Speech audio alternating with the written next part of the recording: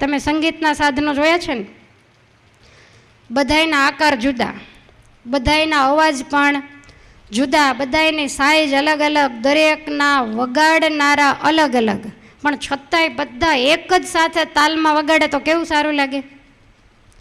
પણ એક તબલાવાળો આમ ખેંચે, ઓર્ગનવાળો આમ ખેંચે, વાયોલિનવાળો વળી એની રીતે એનો સૂર કાઢે, તો એ સંગીતમાં બેસવાની મજા ન આવે. જો બધા એક તાલમાં વાગે ને તો બુદ્ધિશાળી માણસોને એ કેવા નચાવે છે, ગાંડા થઈ જાય સંગીતના તાલે.